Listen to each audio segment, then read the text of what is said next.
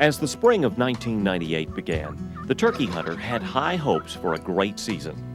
Warm weather following a mild winter and plenty of early gobbling indicated great days to follow.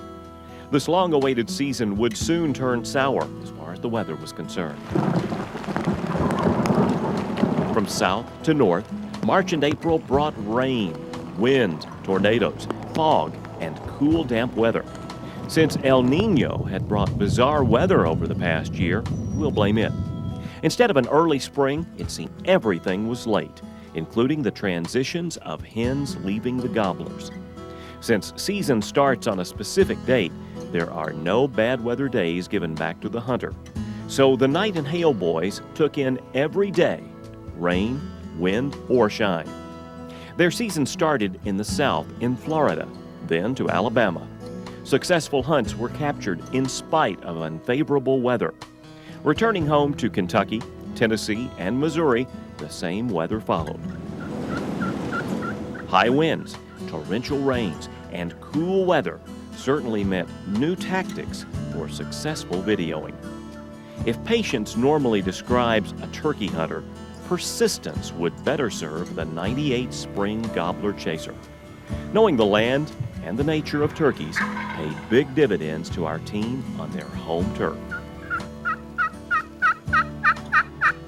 Traveling north, then west, the guys found better weather conditions and beautiful Montana skies. All in all, we hunted 7 different states, chalking up 23 total hunts on video, choosing 16 of the best for our Spring 5 Ultimate Video. Although there were some good days, the 1998 season is best summed up as different conditions for the spring traditions.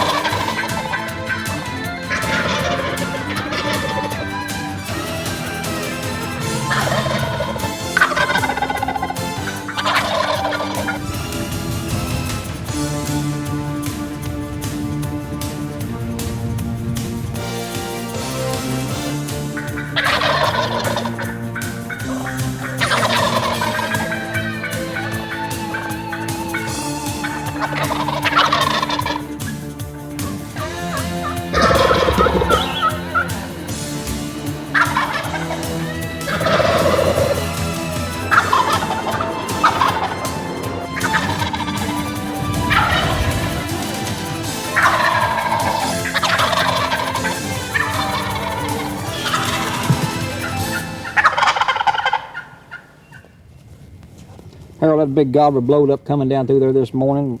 Looked like he was 100 pounds, but you know what? That turkey weighed 22 pounds, and I didn't know Alabama raised that big a turkey. I tell you what, Chuck hit right on the head. I think these big old swamp turkeys in Alabama are bigger than some of these other turkeys.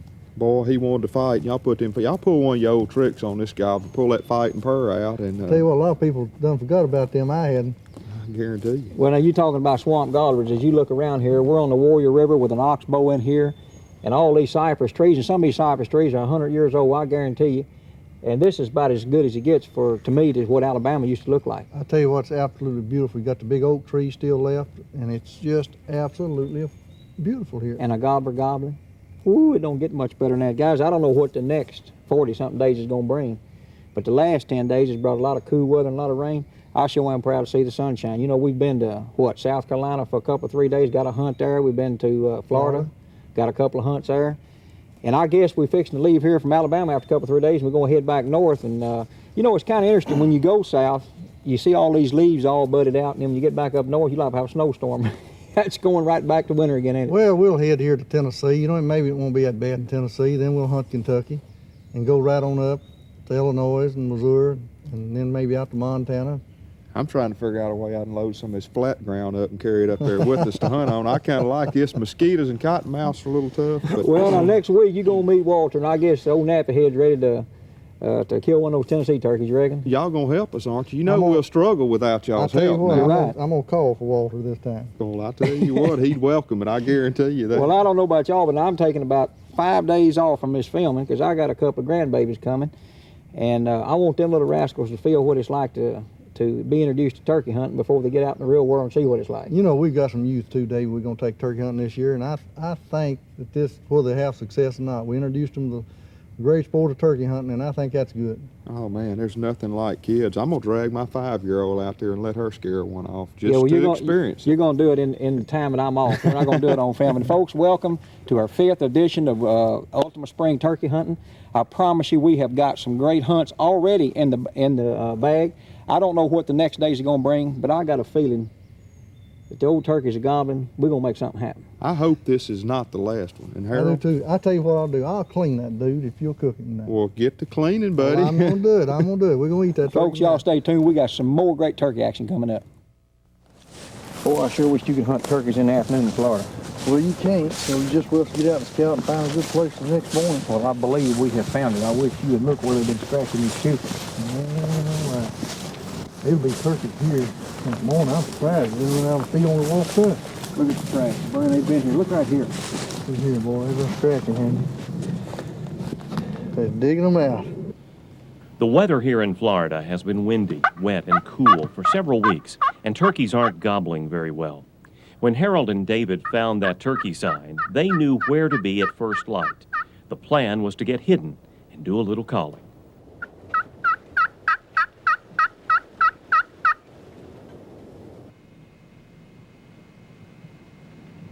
Right off, a big gobbler pitched from the roost and hit the field.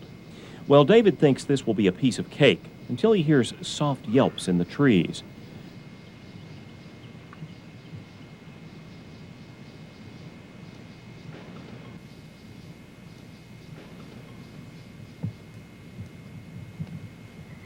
Sure enough, this old Tom has a large harem of hens, and odds are they have met here before.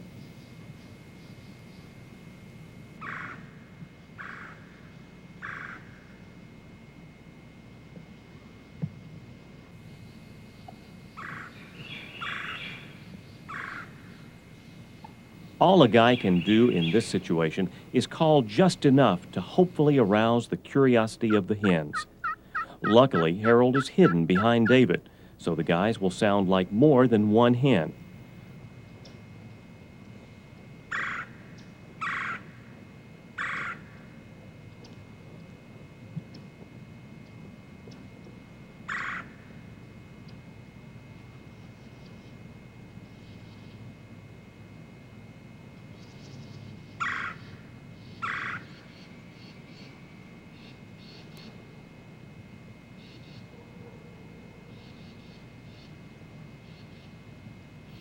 Finally, the hens decide to come check things out. Mossy Oak's shadow leaf is doing a perfect job of concealing the night and hail boys. Remaining undetected from all those eyes is not easy. One wrong move could spoil the moment.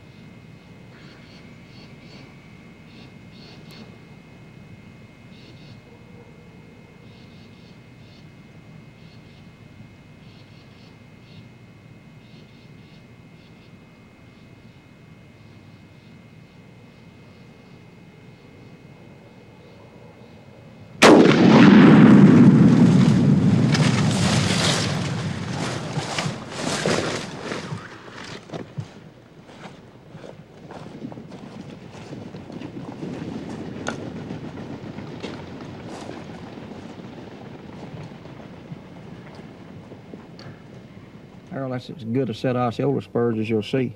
Man, I tell you what, I'm amazed at these old Florida turkeys. When they get past 3-year-olds, they have spurs, don't they? I'm telling you, well, look here. Now, anybody wants to know what a true Osceola, look at the barcode in that thing. Man, that's a lot different than the eastern turkey where we live.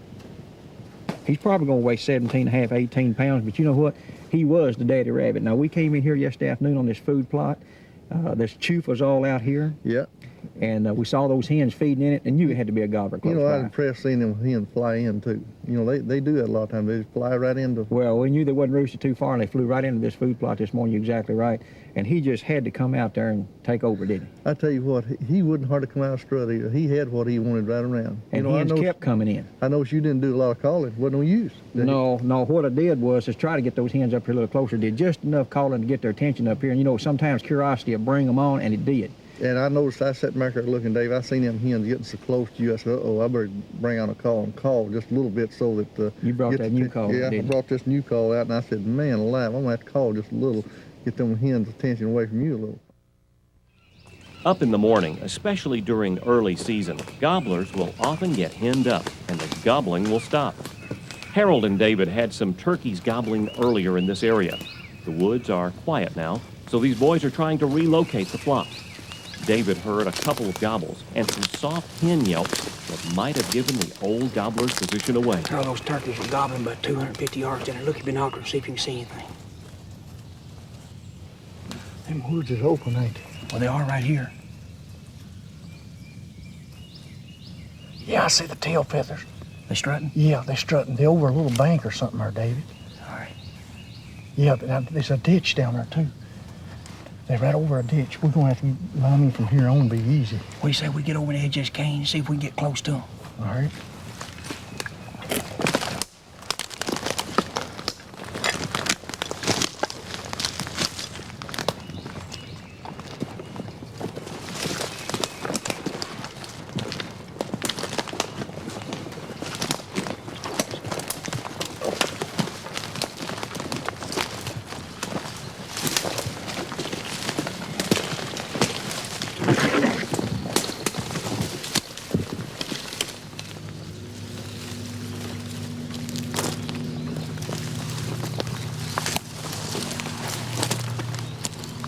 See if you can see those turkeys.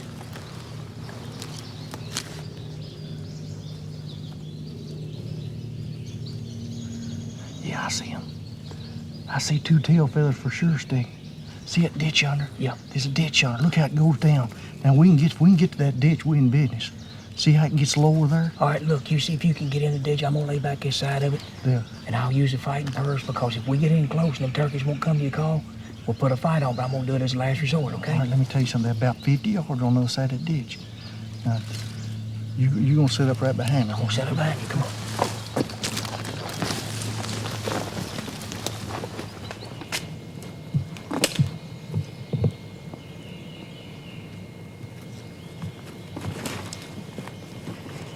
When turkeys are bunched up, you have to get close to have any chance at all. These guys know if they can get close, David might sit back and try to coax one into Harold.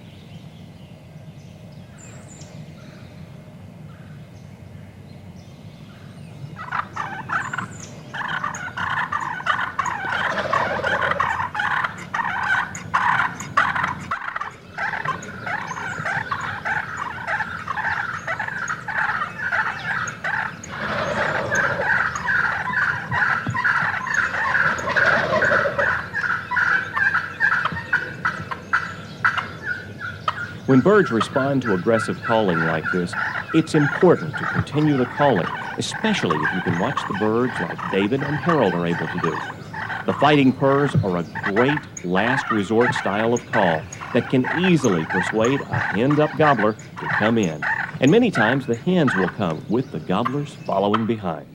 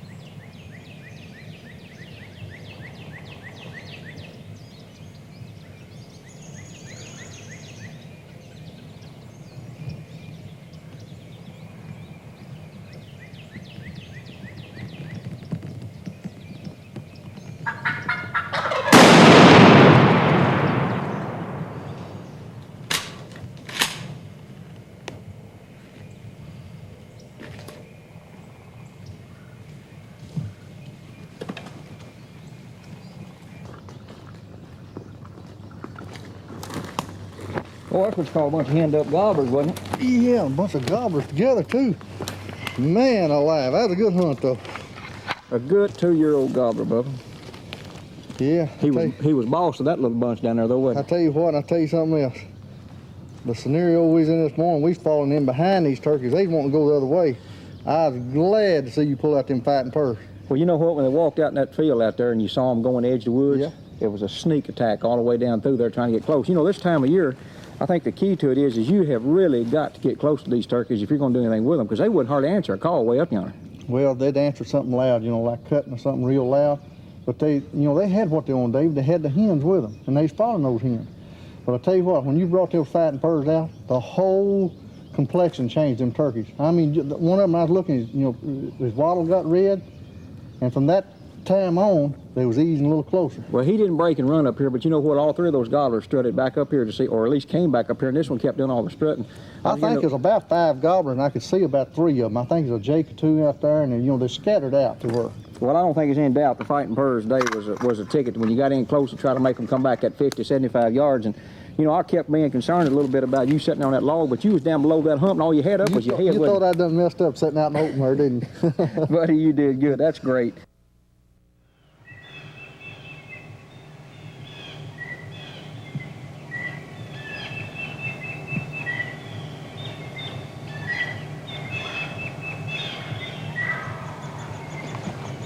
Just right down the bottom of this ridge.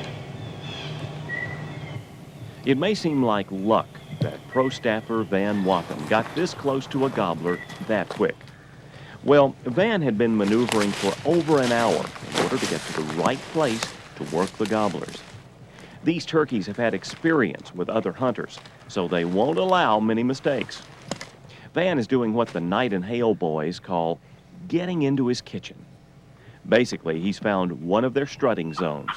He's worked himself in real close by doing lots of slow moving and listening. Now it's time to take a seat and try some hen calls.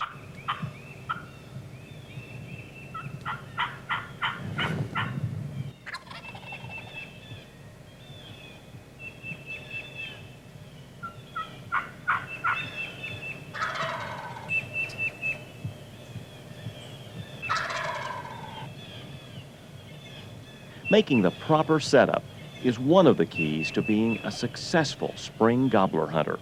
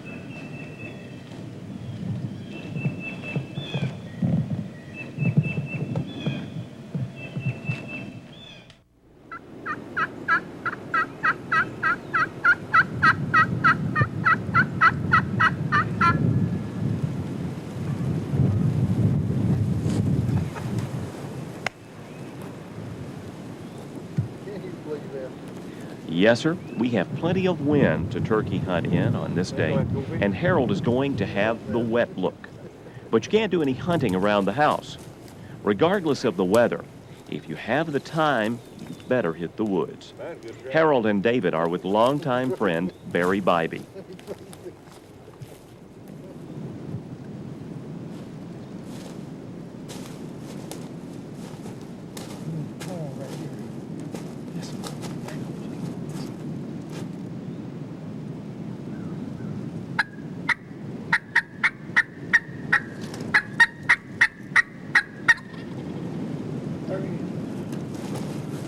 Some pre-scouting has found several gobblers in this area, and before long, Harold's cutting has raised a response.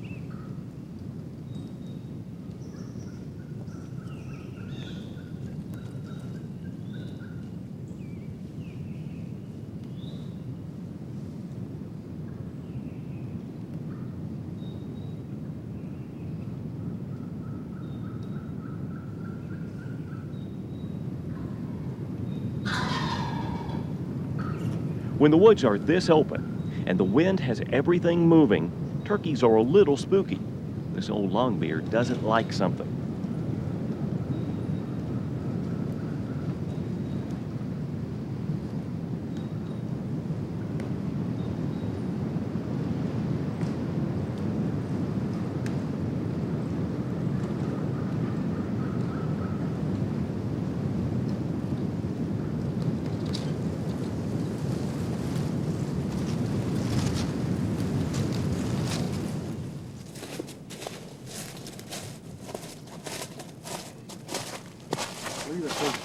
Yeah, thank you. So I only move my gun there a little bit. I seen him flicker them wings, and I seen him sort of ease off. You know, he wasn't just scared to death, but he's not gonna come. What we're gonna have to do, I think, is go down here as windy as it is, and go down to this cornfield and set.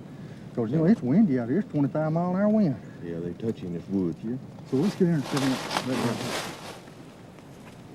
With the high wind, the bottoms are definitely the place to be. You need to get somewhere and set up, because walking and calling on a windy day when you can't hear is only going to spook and educate your turkey.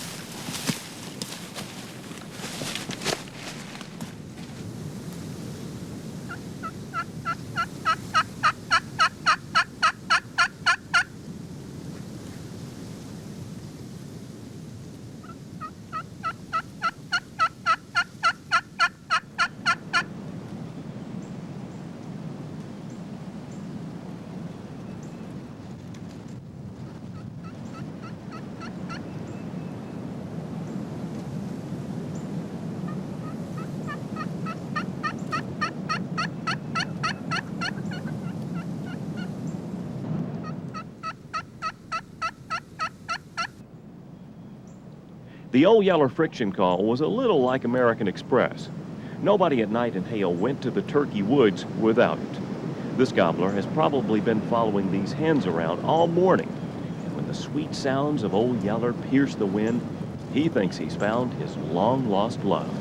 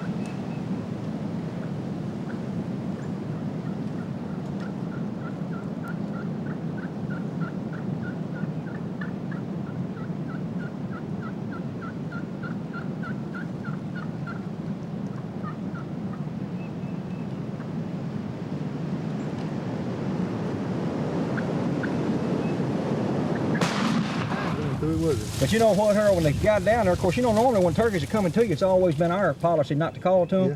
But you saw they was going to head right on, and with all them hens, you gave that little old call in there, and he stopped and looked and turned and came back and almost ran to you. I couldn't believe it. I mean, I could not believe that turkey decided to come to us like that.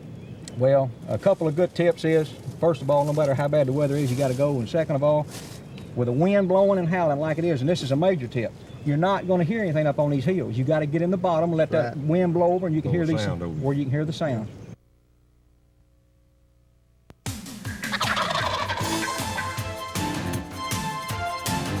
Let's join Harold Knight and David Hale for an ultimate Spring 5 turkey hunting tip. Harold, every year you and I are asked to come up with some tips that are different. Now, ain't that crazy? You know, you think you've told everything there is out there, but I think we got one special this time that's not only good for the beginner, but it's good for the seasoned hunter because he's probably never thought about it. And that is, how do you read the response of a turkey when he gobbles at you? When that turkey gobbles at you, what's he saying? I'm going to ask you the question, you give me the answer. Here's a scenario. You're calling, giving your best calling scenario that you can give out there, your sequence, and he breaks in on you calling. What does that mean? Dave, I like it. That means I've got a good turkey to call to, and I'm gonna sit down right there. I'm not gonna move in any closer. This is the kind of turkey I'm looking for. Okay, you got a 2 to 3 second delay. You've given your series, he doesn't say anything for about 3 or 4 seconds, and then he gobbles. What does that mean? Well, that means that a lot of times I'm gonna have to get up and move a little closer to that gobbler where he can I can maybe fire him up because, you know, obviously he's not as interested. Okay, well, the first time he broke in on you calling, you sat right there. The second time, he's got a delay that allows you time to go to him. He's not quite. Now, let's suppose that there's a 20-second delay or a 30-second delay. What do you think then? Every time that is a delay like that, I think the turkey's got hens with him. I mean, I really do. I think he's strutting around those hens and honoring those hens, and he's not as interested in me because he's got what he wants right there. And you know, sometimes it could be, now think about this, sometimes it could be another turkey in the bunch that's strutting to your call, and you don't hear him strut, and he answers that strutting by gobbling at that strutter. Absolutely could do that. So you could just sit down right there, and maybe you got a bunch of subordinate gobblers that's coming in. Well, let's suppose, Harold, that he's gobbling every time you call, but he's getting further away. What's the deal here? Well, you know, that happens everywhere we go. In every state we hunt, we call them pressured turkeys. And a lot of times when I say pressured turkeys, I mean turkeys. The hen a lot of times will lead that gobbler off. And because when you start calling, she hears that hen call, she takes off the other way with that gobbler. She don't know competition with him. But a lot of times that gobbler will be by himself. He's got a area he wants to go to and just strut. And he'll sit there and strut back and forth, and the strutting will call those hens up. Gonna be tougher to call those kind of turkeys up, That's isn't it? exactly right. But what if he just breaks in there and double gobbles? Every time you call, he'll double gobble at you. Oh, heck, that's the kind I want. I mean, I think that's a perfect turkey, I think, when he double gobble. I'm going to sit down right there, David, and call that turkey up if I can. Well, you know, Harold, many times, and people don't understand this, when they get out there in the morning, they make a call, old turkey will gobble, but he won't gobble again. He's just one-timer. He shot gobbles. That turkey be tough right there. But I want him to gobble 2 or 3 times so I can locate him exactly where he's at. How many times have we driven down the road in public hunt areas, get out and make your world-famous cutting sound, he gobbles, and I say, we ain't going to him until he gobbles that second time. And we've drove off a lot of times. Absolutely drove off a lot of times. Here's another scenario. How many times have you heard turkeys just really booming gobble at you calling, and other times you just hear sort of a half-hearted gobble? Well, when that booming gobble, that means to me that's a dominant gobbler most of the time. And I mean, he's fired up, he is the dominant. And when you hear that half gobble a lot of times, or a lower gobble, that means that's a subordinate gobbler a lot of times. He's sometimes scared to gobble real loud because he's probably been whipped. He could be a pretty easy turkey call up, couldn't he? I've killed many of those because they'll skirt around that old gobbler and he'll come to me first. You know, for whatever the reason, sometimes we don't always know what happens in the woods, but we go in the woods and all of a sudden this turkey you call and he starts gobbling. He gobbles for a minute 10 or 15 times in that minute. I mean, he's just really excited gobbling. What do you usually think's happening there? Something has fired him up. And a lot of times hens will make a yelp that you can't hear, and boy, he hears it and he's fired up. Well, you know what I found? If you get on the same level with that turkey, no matter what it is, he's easy to call up then. Absolutely. But he may gobble to everything you're doing, but get on that same level and you can get him. That's right. Well, Harold, you know, when you stop and think about all the different scenarios and there's a bunch of them of turkeys gobbling at you. Yeah, one of them is, David, what do you do when one shuts up?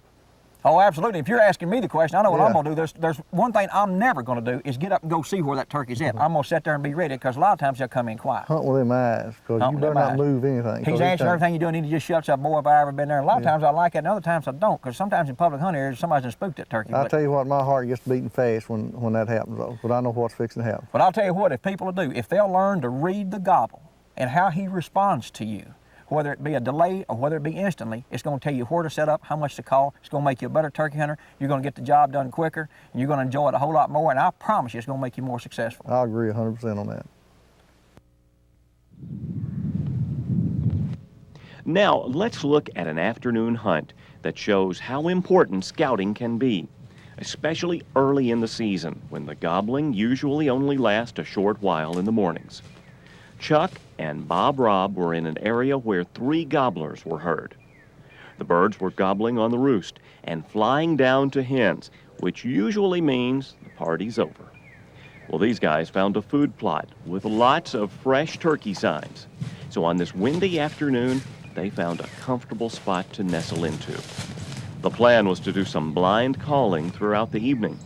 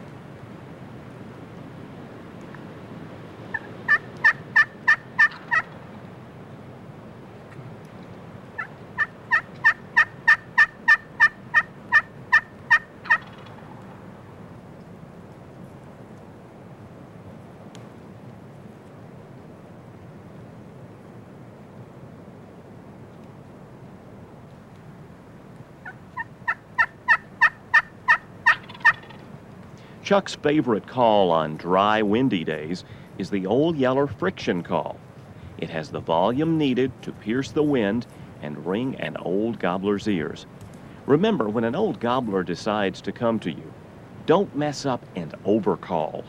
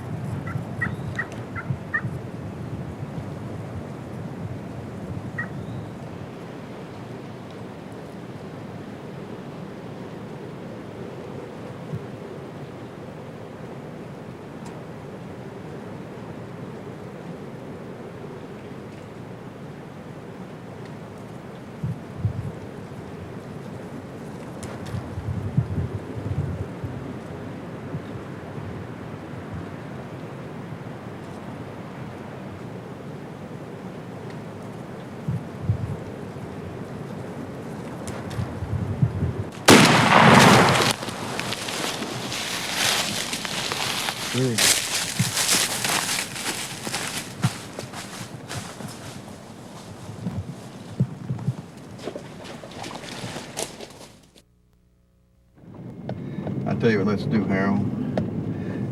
We get right around this pine thicket right here. There's some clover coming up on that field. A lot of times they'll get out there in the afternoons, and we'll slip up over the top of that hill, see if we can see them. These turkeys get in the field a lot in the afternoon, don't they? I can get the son of a guns fight a lot in the afternoon too. Yeah. Well, this Get out time of here. year they're gonna fight. Well, you know, here it is, what, the 29th, 30th day of March, 85 degrees. Can you All believe record it? temperature high. Well, I can take that before I can take that freezing weather in March. I love that warm weather. Yeah, I guarantee you. Well, I'm ready to do it, I'll tell you that. We'll get right up here and we'll park this All truck. right.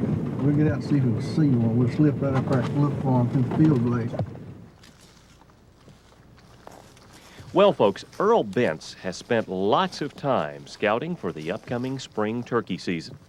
He's located several gobblers and has not harassed these birds at all.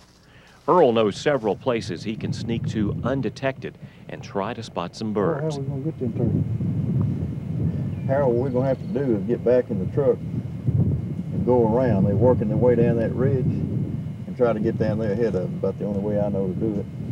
You know, those hens, it looks like it's leaped them pretty fast. They're not keeping up as good as I thought. No, they up there just showing off. I think if we get down in front of them and get down that ridge, I believe we can call them turkeys up. well, I've seen you call them up in tougher places than that. Let's go try it. Let's go.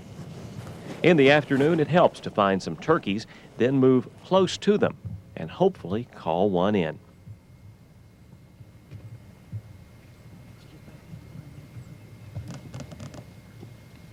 This could be a perfect scenario.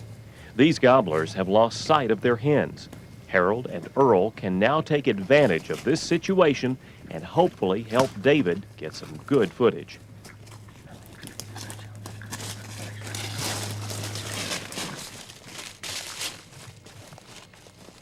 These guys have maneuvered in front of this flock, which can be a strong advantage. It's easier to call any game when you are in their line of travel.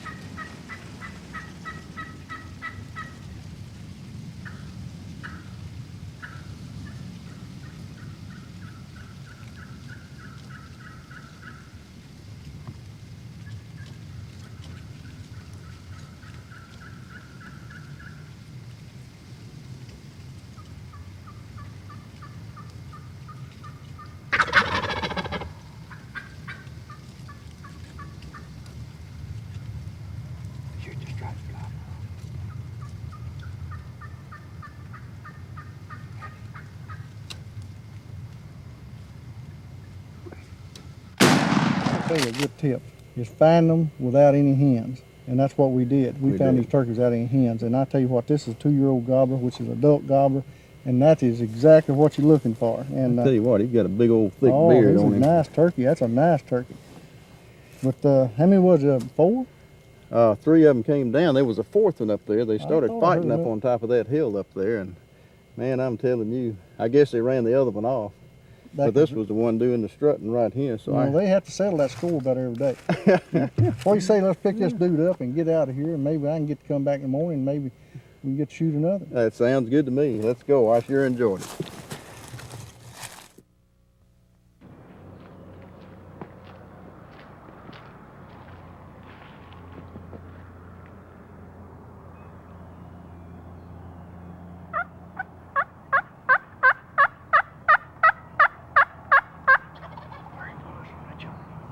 Like we said, we had some different conditions to spring turkey hunt this year.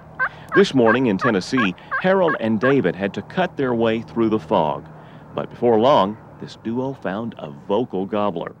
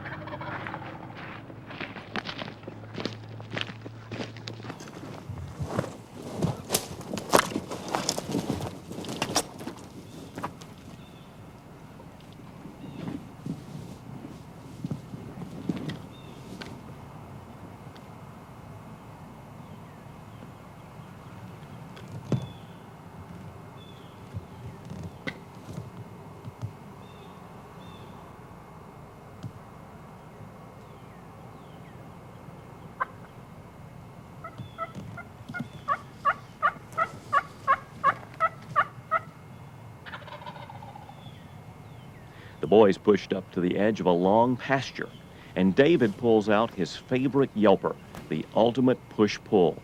The boys have done some remodeling on the call, and it sounds like this gobbler approves of the change.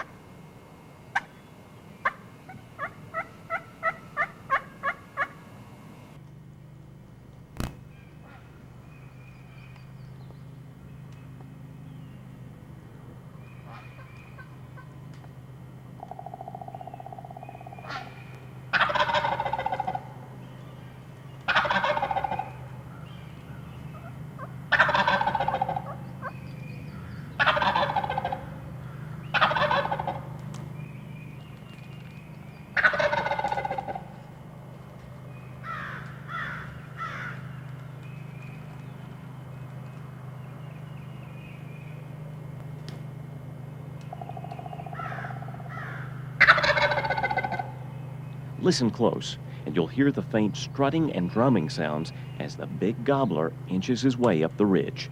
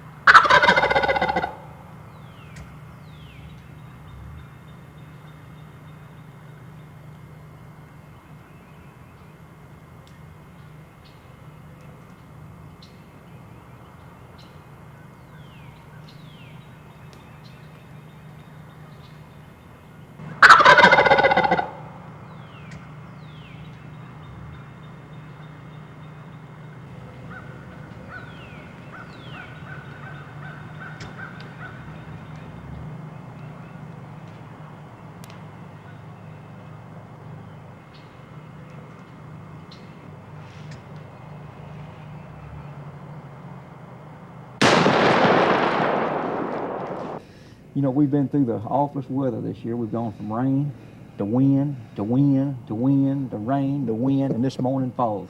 Have you At ever seen least anything it like was still. I could hear this At morning. least it was still. You know, out hooting early this morning, we heard about 6, 7 turkeys gobble, and I'm not sure with all the bad weather we've had, they wasn't ready to gobble. I tell you what, I was ready to hear them gobble. I can tell you that, because I'm gonna tell you, David, I've been the last few mornings, I couldn't even hear a turkey so windy.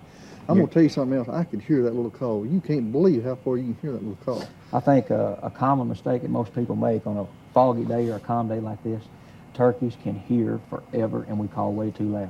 Well, I can tell you one thing, that sounded good. And I noticed you got that new call that's got the wooden Yeah, we got pedal the on it. piano wire and a wooden pedal on it, and I know what. Gives it a louder trigger. Well, you guys know I've always been a push-pull Oh, man, haven't and it was been- about time we come out with a new improved version model of my end of it, and I sure am tickled to death. Now, if I'm not mistaken, I watched you from a distance. I couldn't see. It looked like you was putting that on your gun barrel there when that turkey got in close when you had your gun. Well, up. I was hitting the top of my knee just real easy right there. He'd strut over the side of the ridge there and look the other way, and I could see which way he was looking. I was just trying to get his attention back here because I didn't know whether he was going to walk off or not. You know, when a turkey comes that far, he knows exactly where that hen sound was. Oh, he knew exactly. And when he got where up that- here close, she didn't say nothing, and he began to panic a little. You know, this fog helped us this morning, Dave. These turkeys can't see. It's like us. They can't see as good in fog. They can't see as well, and it probably covered up some of our mistakes this morning. But we made a plenty of them the last few days. I can tell you what, that. we needed an easy turkey if it's such thing. Well, that was a typical 2-year-old, little old 2-year-old spur there, and he was born to act. He did a good job. I think he deserves the Academy Award. You take him. I'm gonna get the gun. Goodness, he's heavy. I think since I got him, I think you ought to pack him out.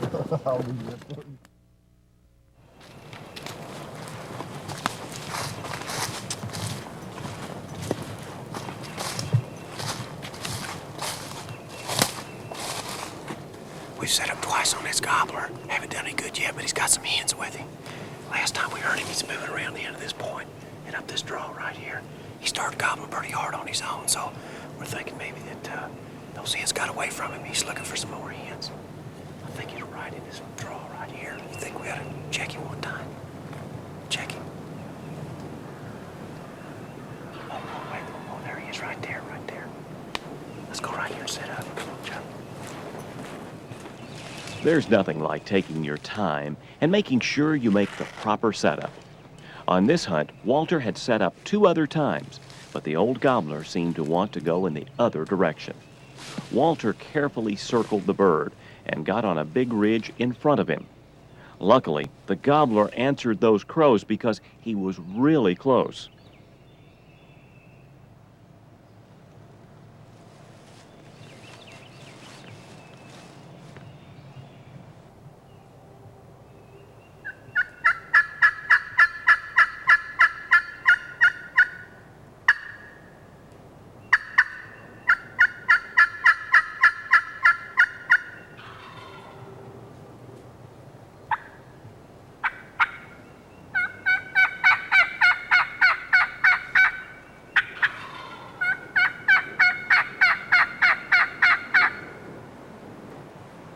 Well, this gobbler had lost his hens, so Walter mixed calls from Old Yeller and the select cutter had the boy convinced they were on the ridge, and it wasn't long before he strutted into view.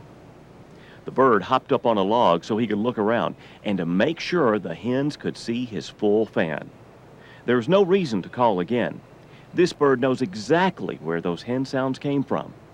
It was time to be patient and let him make the next move.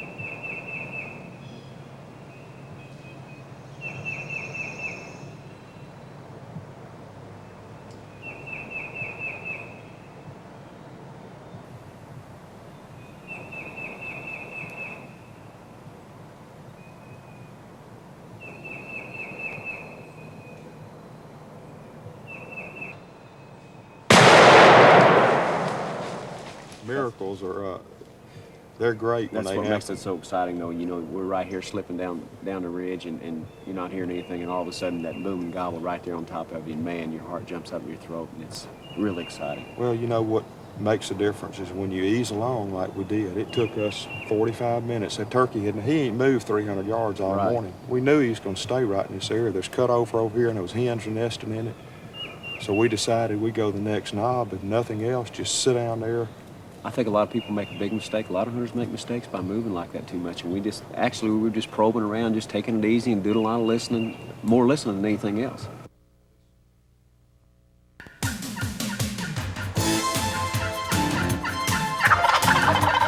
Now let's join Walter Parrott and Chuck Jones for an ultimate Spring 5 turkey hunting tip. All right, Mr. Parrott, my foul weather friend. After 7 years of hunting with you, I've realized that your luck is all bad. It's foul weather, it's bad weather. And this spring wasn't any different, was it? No, and surely Windy. surely you have a tip for these folks out there because you're used to hunting that kind of weather. Yeah, I grew up hunting that kind of weather, especially the wind. You know, to me, that's my worst enemy because I can't hear. Luckily, the turkeys can hear 10 times better than I can. But I like to go back into the area where I know there's turkeys, and that stems back to your scouting, you know, and get right back in there where you know the birds are. And I like to use a loud call, which is friction calls and my mouth diaphragm, and I like to use that tube call a lot too. You use a tube call a lot, and you use a 4-reed cutter. And I tell you another good tip I think in the wind is splitting up. And we all have learned to hunt together, and it's very important to have your partner off of there 40, 50 yards away where he can listen. Another good idea is pick your spot that you want to set up just in case that gobbler's 100 yards and he cuts you off, because you know how they get in that wind. They panic, and a lot of times they will come to you immediately. You know, and back to picking your spot, even in any hunting situation, you need to take your time and pick that tree out, especially if nothing's going on. You're going to sit in an area and do some calling. You know, look the terrain over and make sure you can turn if the turkey, which you don't know where the gobbler he may come from behind you. So make sure you can turn all the way around that tree and you got a good shooting lane all the way around. Look things over when you sit down there and be familiar with the area. Okay, say in rain, obviously the Silver Queen is the call to use because Totally it's waterproof. totally waterproof. It's got an ultimate striker that's matched with it. You can submerge it in water and it'll work. In wind, be a little more patient, go back to scouting and set up in areas and do a lot more calling. You favored the old yeller call this year, the new Slatek call, the head volume we used to the ton. Why don't you demonstrate that call? Show us what it'll do in wind. Great little call. You can call loud on it, call soft on it. The harder you push, the louder it gets. Same technique as before, simply make an egg shape on it for the yelp.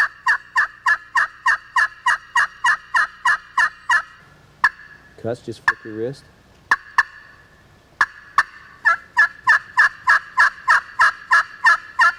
Okay, if y'all will notice, he's making a egg-shaped yelp with his striker.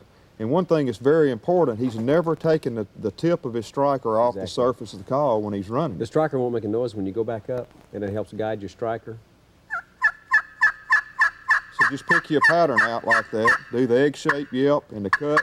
He's coming back to the top and going down with quick. Just drawing a little 1/4-inch line, letting the striker go right straight back up and pushing down a little bit and flicking it. You know, another thing too, that call will work extremely well in close-in situations. Real soft yelp. It not only has a ton of volume, it'll be soft, it'll be clear, and it will be super raspy like an old hen can get when she gets excited. Very raspy, and you know, cluck and purr, you just simply make your striker a little bit longer. Moving your fingers up the peg a little more. What that does is let the striker vibrate and skip across the calling surface. Then the cluck, you just push down and... Okay. Give me a little demonstration on how to use a mouth diaphragm. Okay, the mouth diaphragm. First of all hunters want to use a mouth diaphragm because they can be set up in that perfect shooting position when that turkey gets to them, right? So for those that are just learning to use a mouth diaphragm, the first thing they need to do is get the right call. They need to get a straight double reed call. Okay. The hen yelp is made up of a high-low note. As you can see, we got a tab on our calls. That tab always goes down. Always goes down. All right. Simply put the call in the roof of your mouth, push it up with your tongue. I'm going to huff air between my tongue and the latex.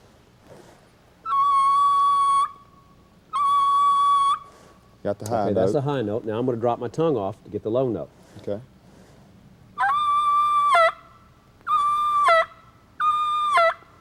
You're using the jaw a lot too. You're dropping your jaw. Just slightly. Just slightly.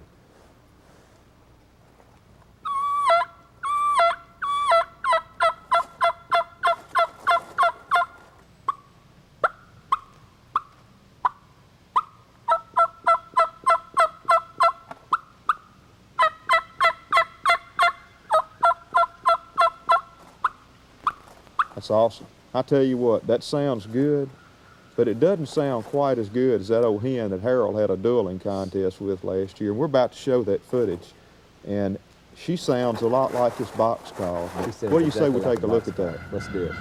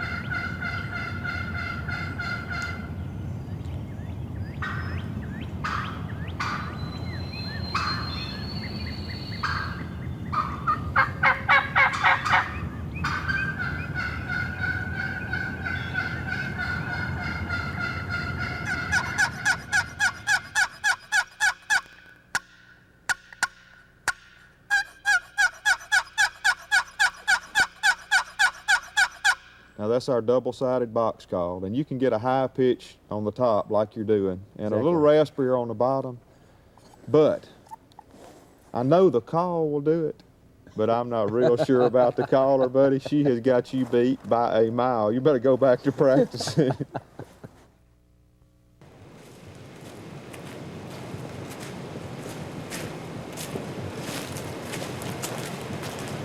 Here, what I'm gonna do, I'm gonna call real loud. This wind's blowing.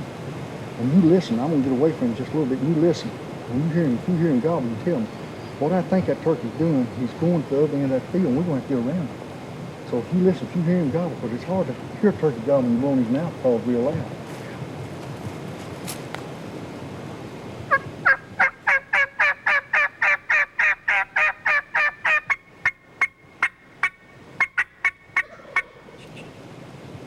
All right, what we gonna do? Look here, let's go right up here and go around that field. That's where he intercepts with those hens a lot of times, early in that field. And that's what he's doing. I bet you he hears a hen right now. And we're going to have to get down there, because I'm going to tell you something. It ain't nobody can out call a live turkey hen, I can tell you that. So let's go. Country music entertainer Aaron Tippin, Harold, and cameraman Tony Hurt are after what we at Night and Hail call a seasoned gobbler. In other words, he's been hunted all season. The boys are definitely going to have to do a lot of work and have a little luck if they're going to bag this gobbler. Thank good for this wind right here.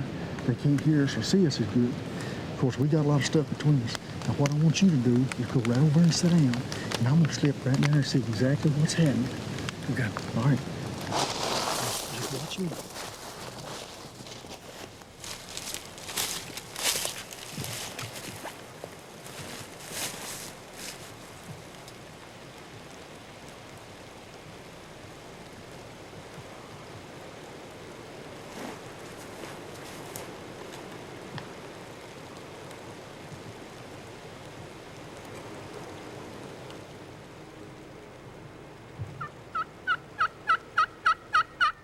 Harold is still hoping that this bird might not have hens and possibly will leave the field and come to the call.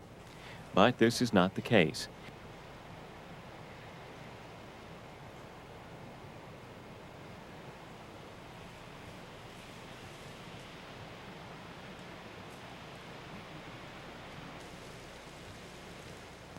Knowing that it's impossible to call a gobbler away from hens, Harold decides to try to get Aaron up close enough for a shot by crawling up to the dry creek bed.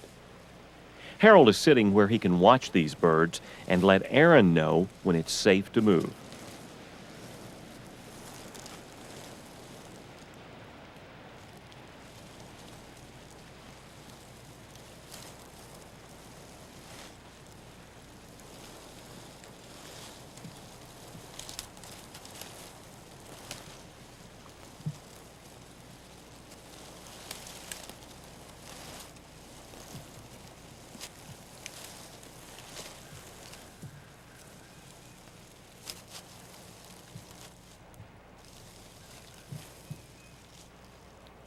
Easy, Aaron.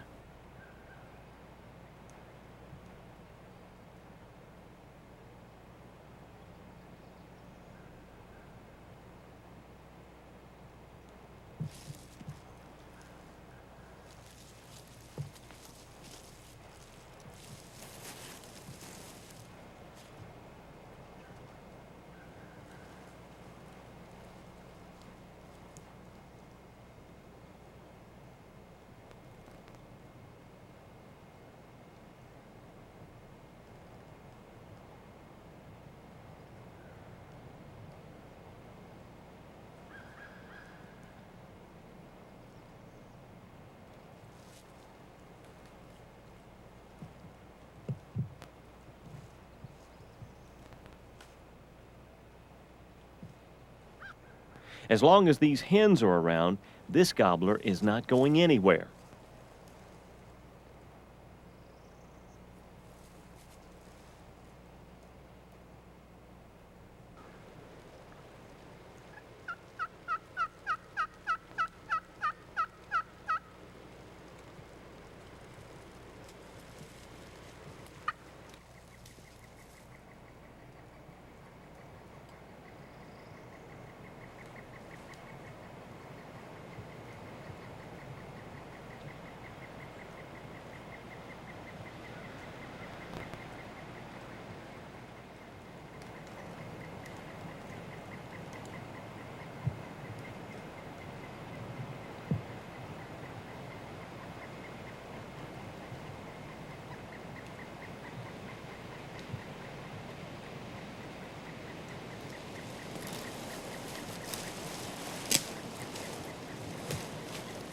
Those pretty yelps did bring this big gobbler a little closer.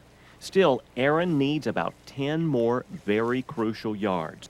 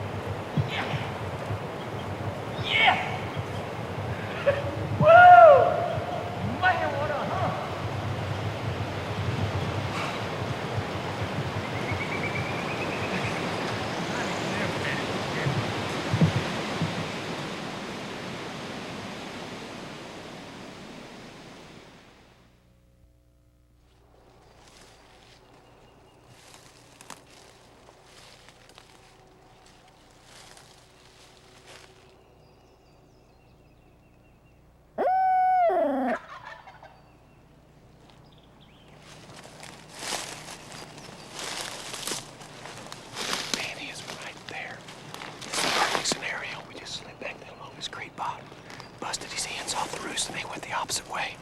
I've got to get up the edge of this field here, whether I have to crawl or whatever, but if I can get set up right over there, this is going to work great. On opening day in the Bluegrass State, Walter had a great scenario. He maneuvered between a gobbler and his hens on the roost. The old gobbler was roosted far enough from the hens to allow Walter to ease between and flush the hens out of the trees and away from the gobbler. This tends to make a gobbler panic when he goes to sleep with a flock of eager hens and wakes up to find them gone. Walter eased to the edge of the small field and was set up exactly where the hens were roosted.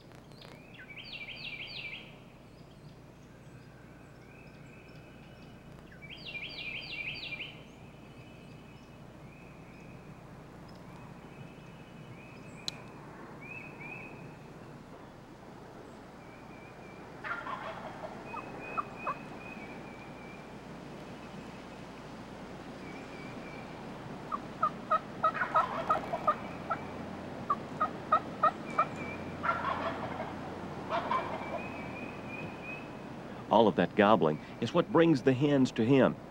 Remember, we turkey hunters are reversing nature by calling the gobbler to us. So when a bird is really vocal and answers often, he'll come to you if you give him enough time. Some gobblers will run right in, and others will take more time. A turkey hunter's best weapon is patience.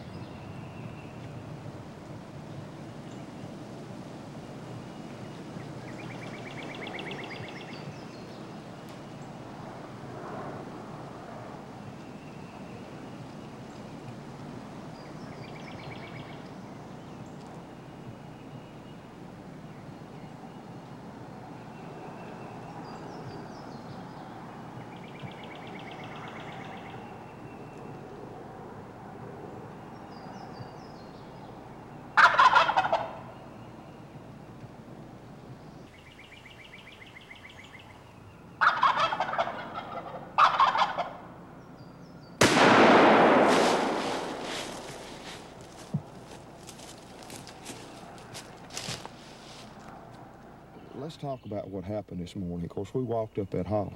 Exactly. And that turkey gobbled off to the left, and some hens started tree calling 100 yards or so off to the right, and we were dead between them. It wasn't planned that way. No, it sure wasn't. The good Lord takes care of idiots, they say, and we fell right in. He was watching a couple this morning, wasn't I'm he? telling you. But you know, you did something there that I thought was good. You eased over there toward those hens. Of course, you knew you had room, and pushed them a little bit, and they flew the country. And flew. A lot of times they'll fly toward that gobbler, but they flew the other way, and I mean, we were really fortunate they did that. Boy, I saw your eyes light up then. I said, man, he's feeling good. And that's a perfect scenario, too. I mean, it is absolutely perfect. No doubt. That's a good turkey. Great turkey, man. He gobbled a little bit, didn't he? Man, he put on a show, and he finally showed up in that field. I couldn't see him. I heard him walking, and I saw you get down on that gun. I was like, oh, man, this first day, I hope you don't shoot that turkey before I can see him. But he got in that field and stayed there. And he's been strapped with those hens in that field, hadn't he? We just knew he was going to come in there. Harry, you talking about red buds, it don't get no prettier than this, does it? This is just about as pretty as you see red buds in the state of Kentucky. These dogwoods are just ready to bloom out. Red buds are always a little ahead of your dogwoods. Dogwoods now is turning sort of that yellowish color, and it'll turn real white in the next few days as sunshine out. I think it's some kind of a trigger mechanism in a turkey. When he sees these red buds and dogwoods blooming, he knows it's time, don't That's he? exactly, he knows it's time in. Well, you know what? It's a trigger button in me, and I know it's time. Well, I've always said April's my favorite month of the year. Harold, you got to come back to these old LBO hills every once in a while. Just get another dose of it, don't you? You ain't joking, man. I tell you what, this is an enjoyable day when you get to come back over here, especially where your old home place was. You know, the old saying is, ain't nothing like home. I don't care where you're from, you always like to go back home. Well, this is certainly going to bring some memories back to you. Now, I wasn't raised over here, but I spent 25, 30 years over here chasing these turkeys too, so I kind of feel like it's home to me. You've got a lot of memories too over here, don't you? Absolutely, and I tell you what, right around up here is where you was raised, and we're going to pull in here and just see if his great, well, I don't know how many great his grandkids is going to yelp at, gobble at you. Spring has sprung here in the land between the lakes in Kentucky, and Harold has been drawn for the first quota hunt. Let's join him and David for some hardwood hill gobbler hunting.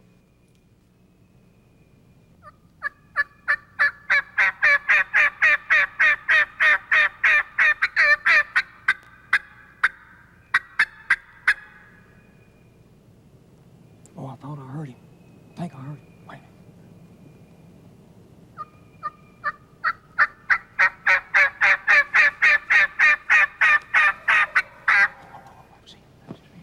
Harold and David like to return to areas where they heard turkeys gobbling at daybreak. Many times, these gobblers will fly down with some hens and court them for 2 or 3 hours. Then the hens will sneak off. This usually puts the gobbler in a state of panic, and the Nightingale boys love this situation.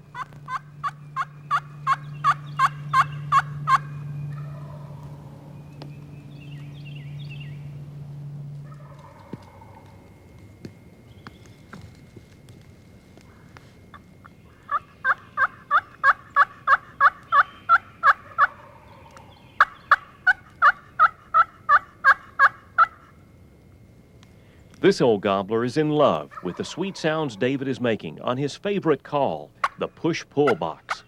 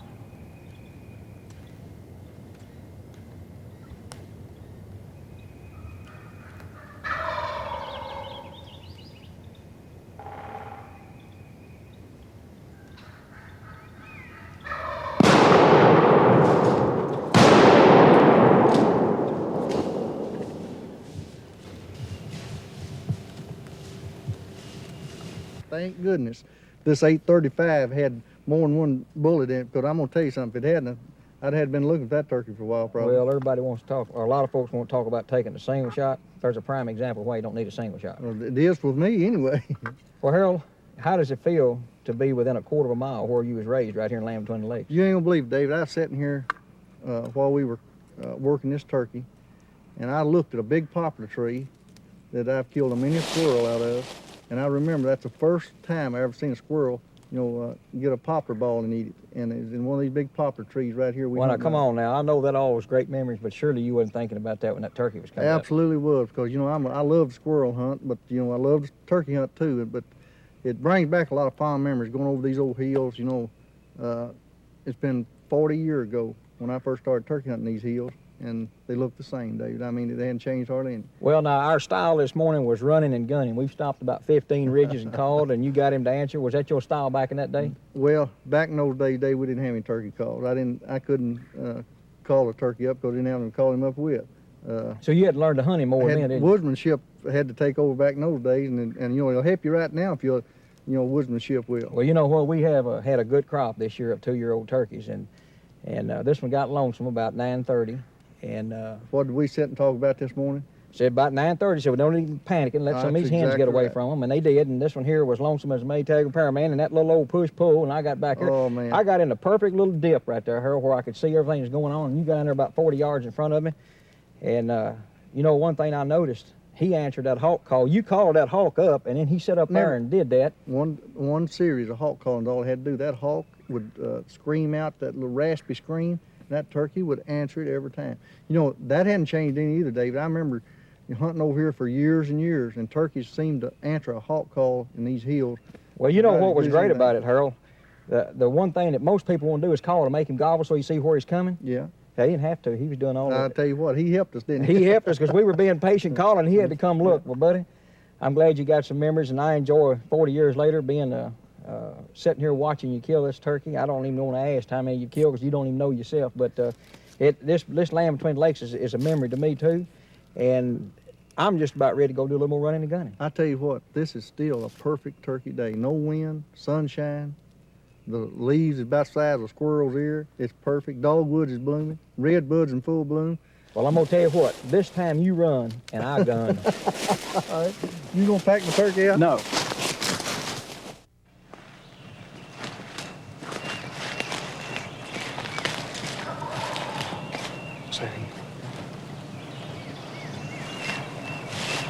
See him? Where is he?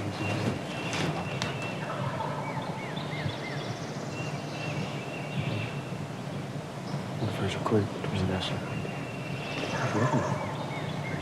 This hunt takes place in the Mark Twain National Forest in central Missouri.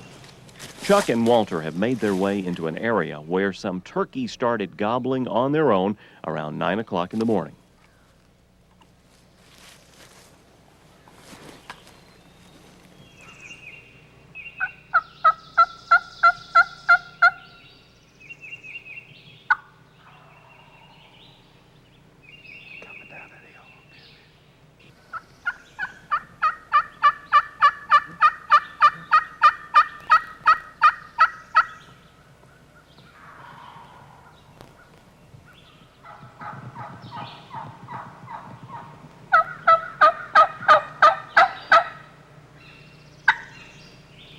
Well, there are a couple of gobblers in this valley with female company, but they seem interested.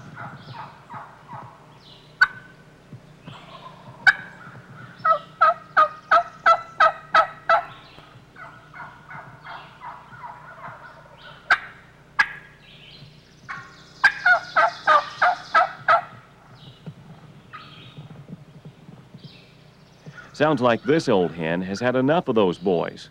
When Walter imitates her calls with his mouth diaphragm, she comes running, and Chuck thinks the gobbler might be right behind.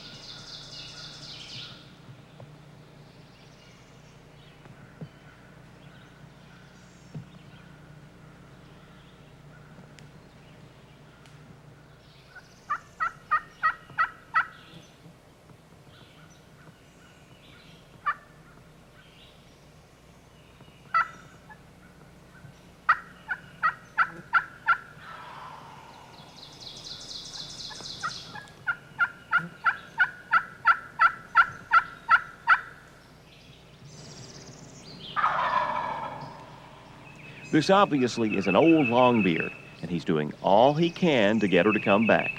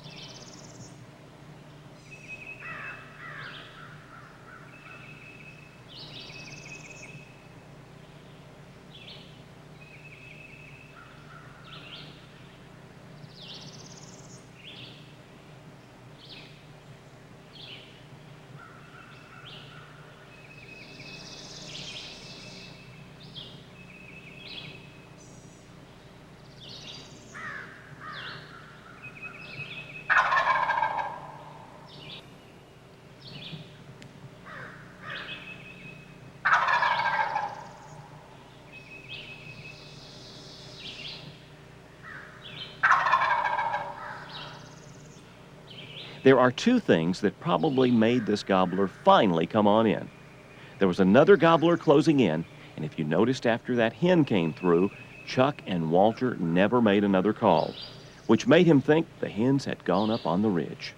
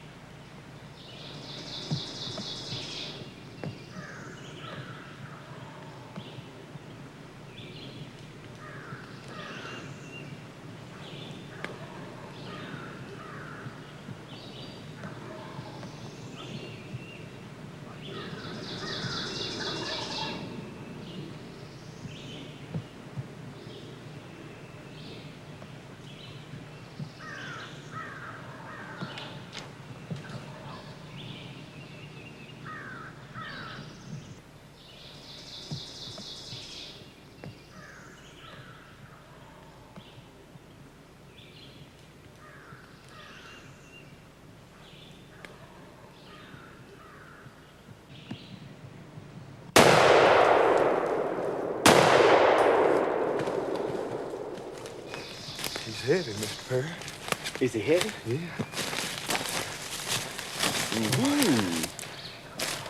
Wow. They're unloaded. I tell you what, I thought the way he gobbled and acted, he's gonna be 6 years old. He's a 3-year-old turkey. Yeah, look how blunt those spurs are. These rocks around here, they keep wore down. They don't get sharp here. Man, I tell you, Hello there. now that turkey's come for a half a mile, hasn't he? He was coming to him gobbles. What he was doing? That hen, you know, that hen was going to that turkey. And you made a little old yelp, and buddy, she turned. She yelped like a Jake did, and she turned and came right by us, and she got up there. Did you see me move my hand? That's when she saw me. She got really? past us. Yeah, I did my hand like this. Well, she was past me. I said, I want to make sure she doesn't go back to that gobbler. And I thought, man, she starts putting real bad, but she got to clucking a little bit and walked off.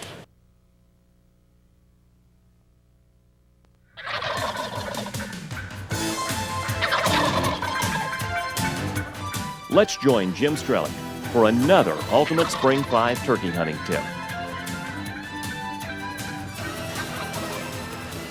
More and more archers are turkey hunting for turkeys both in the spring and the fall.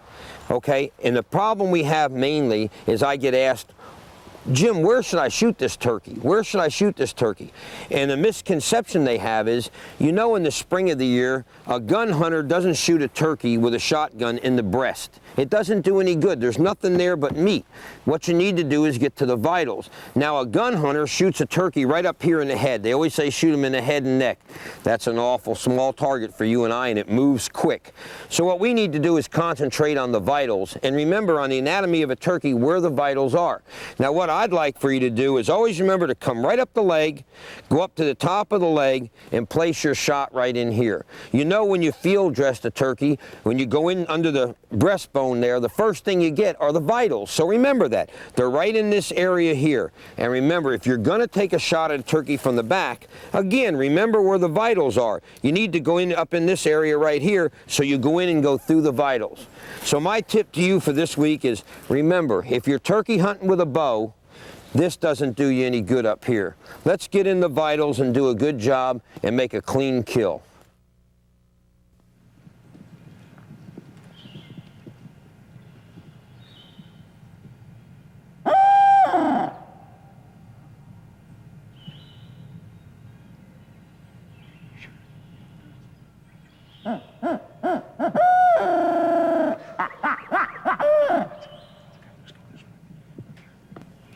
Turkey hunting is a passion that's shared among all of the Night and Hale families. There's nothing that Harold and David enjoy more than helping someone outwit an old spring gobbler. On this hunt, Christy Sherriger, David's daughter, is in for a very special spring outing.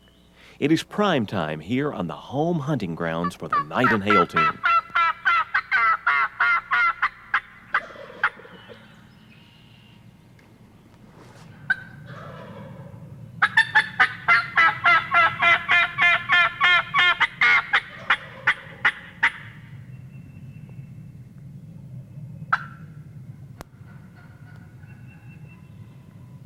That's where it's wrong.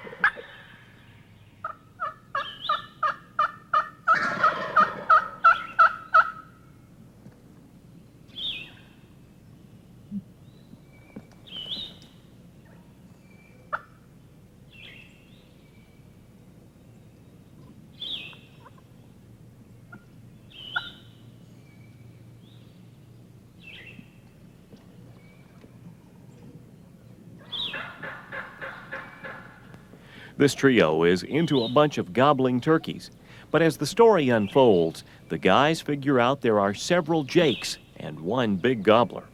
This is a perfect scenario because many times the jakes will cause an old bird to get a little jealous and make a fatal mistake.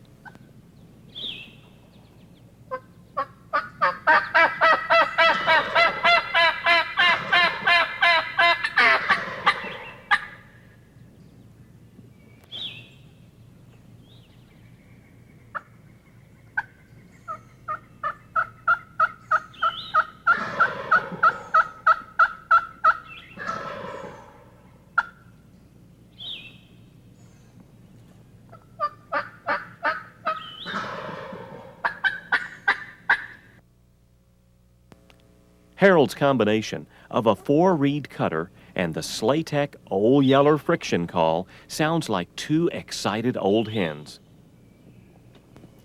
These jakes are the lookers for this old gobbler, and they'll tell on a hunter if he moves. When the woods are open like this, you have to be careful not to make any movement at all.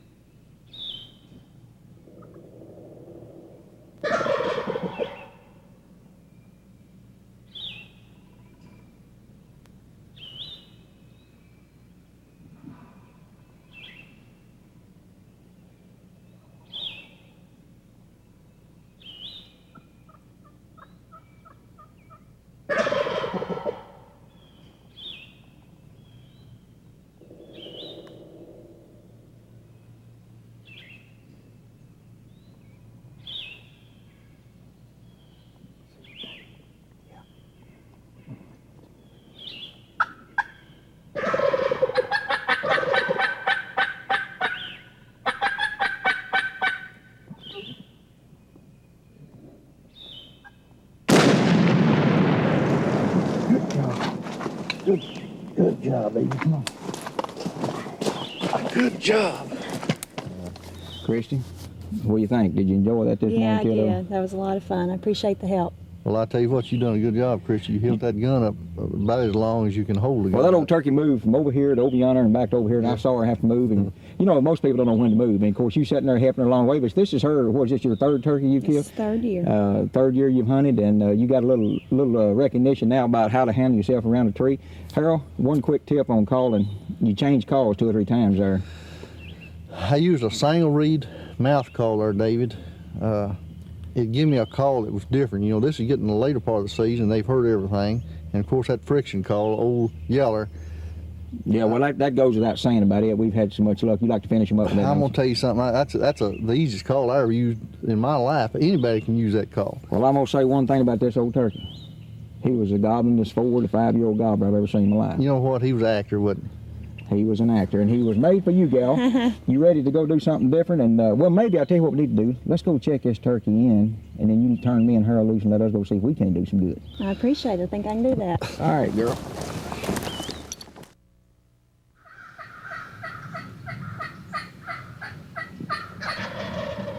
It's late in the Tennessee season when things can be a little tough.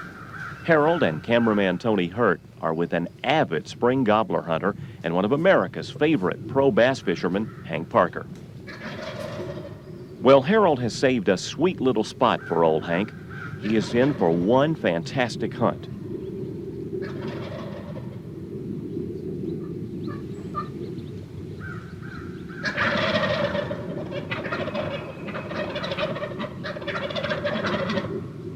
It's not often that you find longbeards together this late in the season, but when you do, if you can get them fired up with some great calling, they often try to outrun each other to get to the hen.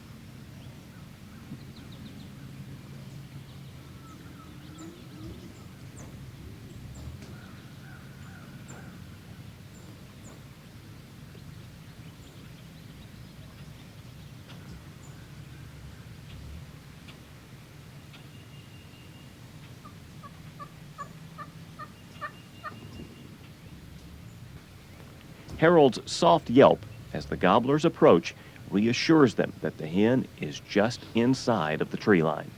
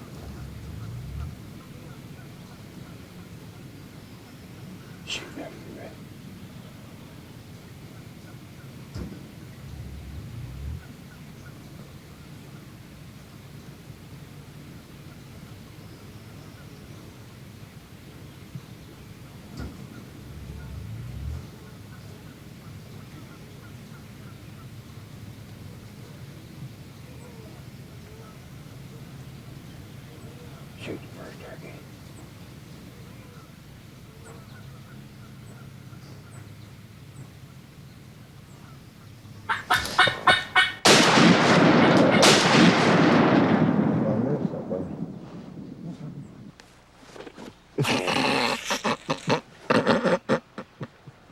What happened, big boy? Hey, the clean as miss. That's what you wanted, wasn't it? I guarantee you, it wasn't no crippled bird. That was a miss. You ain't come close hitting that turkey. You didn't want to hit him, did you? You mean you want to kill? Man, I tell you what, I've seen some misses, but that's a miss I ever seen. Well, but that's hard, Harold. You got 5 longbeard gobblers, 29 yards. 25 yards. That feels so low, you know? I mean, all that grass under their feet. Yeah, let's go. Let's get out of here. I don't want to get out of here. Hey, let's stay here. I'll tell you what, let's stay. Can you put a decoy or something up out there? Maybe I can practice. I don't believe you hit a decoy. You got a car? Oh, man. No, seriously now. I mean, you know, let's be honest for the camera. We didn't really want to kill these birds. He told me when he come in here, he said, clean miss them. Clean miss them. Don't even bring a feather. He takes instructions good, too. I ain't got no more bullets. I didn't bring but 2 bullets. Harold and his guide, Jeff Palmer of Rocking W Outfitters, are cautiously moving through this rolling, pine-studded country of Montana, trying to pinpoint a Merriam gobbler. The turkey answered Harold's aggressive cutting, but he was quite a distance away, so the boys weren't able to pinpoint his location.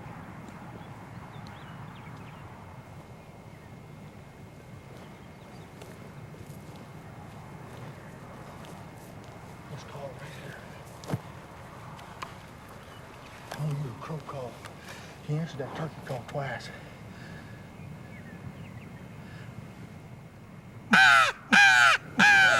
There he was, right there.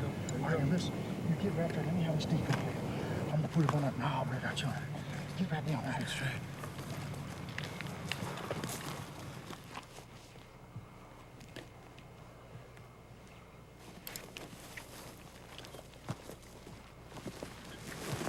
A locator call has allowed Harold to find this gobbler.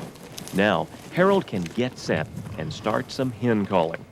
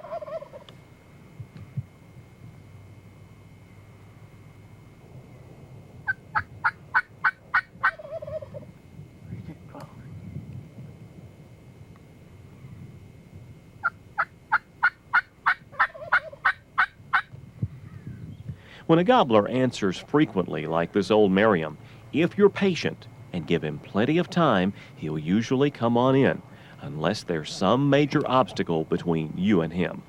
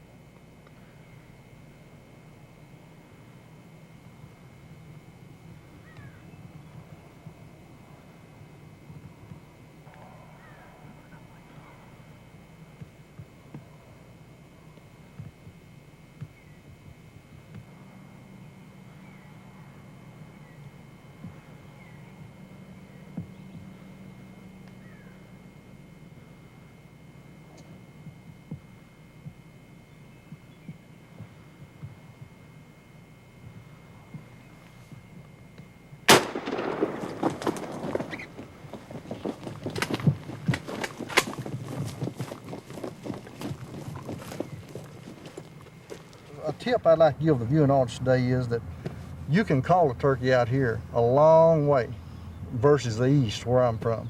Don't be afraid to set up 300 or 400 yards and call one of these turkeys, because he'll come to you on a march. Oh, yeah. And if you'll notice something we did today, I crow called this turkey, get him to answer me once or twice. The reason we did that so that I wouldn't get him on a march to us so early before we got set up the way we wanted to. Yeah, it was good locator. It's a good locator call. And you know, another thing too, Jeff, we used that motion Higdon decoy this morning. Am I glad you asked, do you want to take this? And you packed it all morning, and thank goodness that I had it, because that was a perfect scenario there to put a decoy. Oh yeah. This was a good killing situation this morning, but not a real good filming situation. I think we got some pretty good footage here this morning, but I'd like for it to have been a little longer, because you know, when the turkey come in gun range, man, he was close. Yeah. I mean, he was real close. I mean, when I first saw the turkeys in gun range. But I enjoyed that, and I thank you for your help. And I tell you what, Jeff, I tell you what I'm gonna do. I'm gonna pack this old turkey, and you pack the decoy, and we're gonna go try to find another one for one of the other boys. That'll work. Let's go and get out of here.